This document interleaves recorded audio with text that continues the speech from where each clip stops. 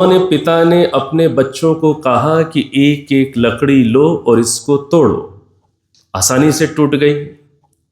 अब क्या शिक्षा दी कि अब ये सारी पतली पतली जो लकड़ियां हैं इनको इकट्ठा करो, अब इन्हें तोड़ो। बच्चों को प्रैक्टिकल करा करके लेसन्स दिए जाते हैं, तब बच्चों को बातें समझ में आती हैं। पतली पतली सी कमजोर सी दिखने वाली लकड़ियों को भी जब मिलाकर एक बंडल बना दिया गया, अब तोड़ना कठिन हो गया, अब नहीं टूटती। तो एक कमजोर कमजोर पतली पतली लकड़ियां भी जब मिल जाती हैं तब वो इतनी बलवान हो जाती हैं कि उनको कई लोग मिल करके भी नहीं तोड़ पाते। इस उदाहरण के माध्यम से जो हमने बचपन से सुना हुआ है कि सबसे बड़ा बल है आत्मबल, और आत्मबल के साथ साथ यदि समाज का बल हमारे पास होगा तब फिर हमें कोई पराजित नहीं कर सकता। आत्मबली भी पराजित हो जाते हैं, आत्मबली भी पराजित हो जाते हैं। इतिहास गवाह है। हमारा जो देश है, इस देश के अंदर एक से एक योद्धा पैदा हुए, और वो जो एक से एक योद्धा थे, बताइए इतने वीर, इतने पराक्रमी, इतने बड़े योद्धा आत्मबली रहे होंगे कि नहीं रहे होंगे? आत्मबली तो थे, बहुत वीर थे। महाराणा प्रताप बहुत वीर थे,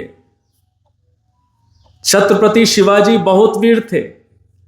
एक से एक योद्धा इकाई के रूप में यदि देखें तो वो आत्मबल से भी बहुत युक्त थे, साहस से युक्त थे। ऐसे योद्धाओं के होते हुए भी हम सब इस देश के इतिहास से सुपरिचित हैं कि हम मुगलों के और ब्रिटिशर्स के, अंग्रेजों के सैकड़ों साल गुलाम रहे। कोई एक दो साल की बात नहीं चल रही। 800-900 वर्ष गुलामी झेली है इस देश ने।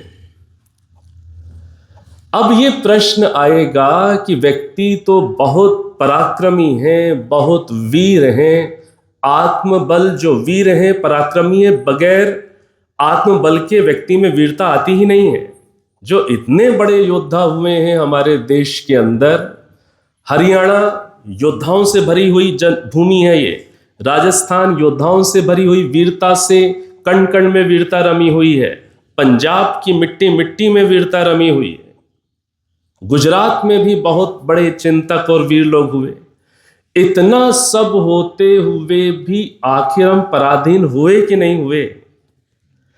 इकाई के रूप में देखें यदि, तो जो योद्धा है, जो वीर है, जो पराक्रमी है, जो हंसते हंसते फांसी का फंदा चूमने के लिए तैयार है, उसमें आत्मबल है कि नहीं? भगत सिंह में आत्मबल है कि नहीं? सुभाष चंद्र जी में आत्मबल है कि नहीं? राम प्रसाद बिस्मिल जी में आत्मबल है कि नहीं? है, आत्मबली हैं, लेकिन अलग अलग हैं, इसलिए पराधीन हो गए हम। तो संगठन के अंदर जो बल है वो इतना महान बल होता है कि फिर उन संगठित लोगों को कोई भी नहीं परास्त कर सकता, कोई भी पराजित नहीं कर सकता। इसलिए संगठन की बहुत बड़ी महिमा इन वेद मंत्रों के माध्यम से आपके समक्ष प्रस्तुत हुई है।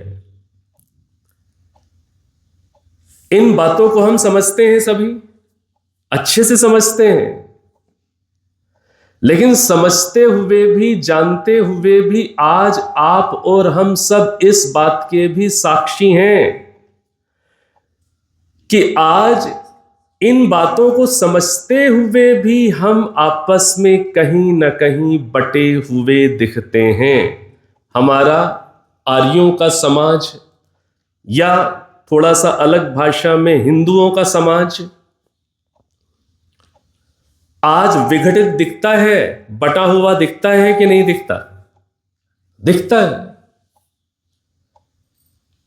तो ये जो उत्सवों का आयोजन होता है, इस प्रकार की जो गैदरिंग्स होती हैं, उनका मुख्य उद्देश्य ये होता है कि जहां पर हमारा आपस में मिलना जुलना हो सके, हम एक दूसरे से परिचित हो सके। वहीं पर उसका आधार मुख्य उद्देश्य ये होता है कि हम आपस में संगठित होकर हम समाज के अंदर नई युवा पीढ़ी को संगठित करते हुए अपने समाज को बलवान बनाएं। तो प्रश्न ये आएगा कि व्यक्तियों के अंदर असंगठन क्यों होता है? यह प्रश्न आएगा। हमेशा किसी भी समस्या का समाधान उसके कारणों को जानने समझने से होता है। कारणों को जानना, समझना और कारणों को हटा देना, यही समाधान की शैली है, यही समाधान की रीति है। तो जो समाज है हमारा, जो संगठित होना चाहता है, जो वेद के आधार पर संगठन सूक्त का भी श्रद्धा के साथ, भावना के साथ गान करता है, प्रश्न है कि वो असंगठित क्यों है और उस असंगठित होने का कारण व्यक्तिगत रूप से हम सब हैं। व्यक्तिगत रूप से हमारे अंदर, मन के अंदर कुछ ऐसी चीजें हैं जिन चीजों के कारण हम असंगठित हो जाते हैं। कोई भी बाहर का व्यक्ति आकर के हमारे संगठन को नहीं तोड़ता। हमारे संगठन को कौन तोड़ता है? हम स्वयं ही तोड़ते हैं। कोई कितनी भी योजनाएं बना ले, कोई अन्य देशवासी या अन्य मतावलंबी कितनी भी योजना बना लें, वो सुलझे हुए व्यक्तियों को तोड़ कभी भी नहीं सकते। हमारा या व्यक्तियों का असुलझा होना ही मुख्य कारण है असंगठित होने का। क्या मुख्य कारण है? असुलझा होना। एक सुलझा हुआ व्यक्तित्व हमारा किस रूप में निखरता है? जब हम धर्म के 10 लक्षणों को अपने जीवन में धारण कर रहे होते हैं। धर्म के 10 लक्षण। हमारा धर्म क्या है? हम मनुष्य हैं। मनुष्यों का धर्म क्या है? कौन बताएंगे? मनुष्यों का धर्म क्या है? गुरुकुल के बच्चे बताएं, जो छोटे बच्चे बैठे हुए हैं। मनुष्य का धर्म क्या है?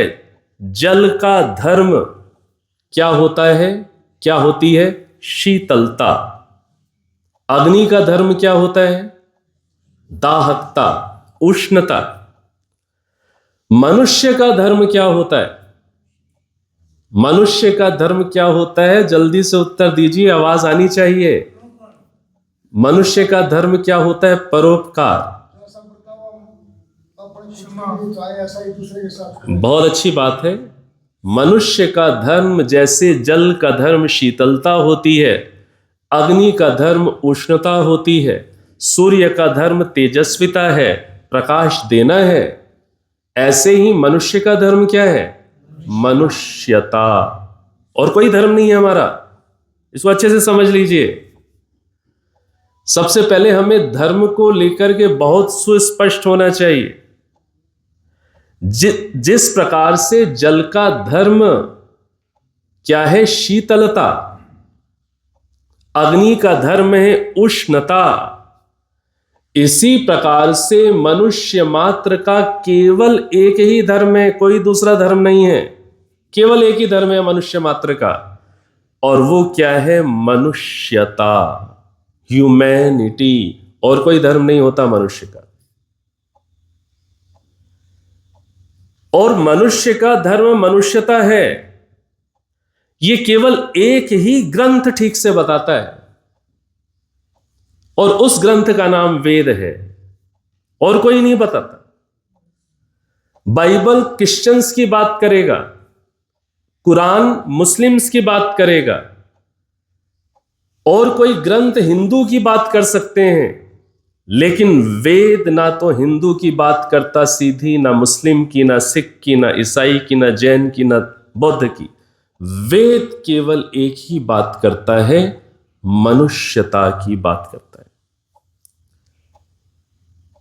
इसलिए वेदवाणी कैसी है, इसलिए उसको ईश्वरीय मान रहे हैं, क्योंकि वो सबके लिए यूनिवर्सली एप्लीकेबल है, सबकी बात कर रही है। वो मनुष्यों को विशेष वर्गों में नहीं बांट रही, ग्रुप्स में नहीं बांट रही, वो मनुष्य मात्र की बात कर रही है। तो वेद ईश्वरीय हैं, इसकी एक ये भी बहुत बड़ी कसौटी है। कल चर्चा परिचर्चा में ये वेद की क्या कसौटियां ईश्वरीय होने की, ये भी बहुत बड़ी कसौटी है वेद के ही ईश्वरीय होने की, क्योंकि वेद केवल मनुष्य की बात करता है। हिंदू मुस्लिम सिख ईसाई ये सब तो हम मनुष्यों ने ही बना दिया आपस में। तो हमारा धर्म क्या है? हमारा धर्म है मनुष्यता, ह्यूमैनिटी।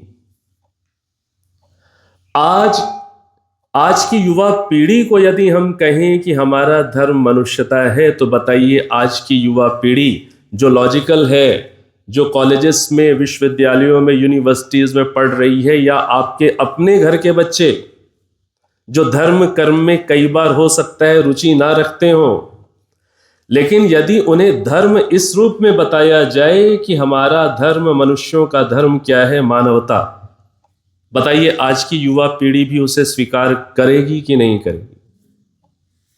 ह्यूमैनिटी को मानती है। वो चाहे भारतीय युवा है, चाहे अमेरिकन है, चाहे चाइनीज है। आपका भी अनुभव है, मेरा भी अनुभव विभिन्न वर्ग के लोगों के बीच में काम करके देखने का है। जब आप धर्म समझाते हैं कि धर्म है क्या चीज, और ह्यूमैनिटी को जब आप समझाते हैं, सब आपकी बातों को सुनने के लिए तैयार होते हैं, सब आपकी बात को समझना चाहते हैं कि हाँ ये एक नई बात आ गई। हमारा धर्म केवल मनुष्यता है, केवल ह्यूमैनिटी है। वेद के अंदर भगवान कहते हैं, आप सभी जानते हैं, क्या कहते हैं ईश्वर? मनुर्भव। क्या बोलते हैं? सभी दोहराइए, मनुर्भव। फिर से दोहराइए, मनुर्भव। फिर से दोहराइए, मनुर्भव। पहले से भी याद होगा, नहीं तो अब याद हो गया। क्या बोलते हैं ईश्वर वेद के अंदर? मनुर्भव। क्या अर्थ होता है? मनुष्य बनो।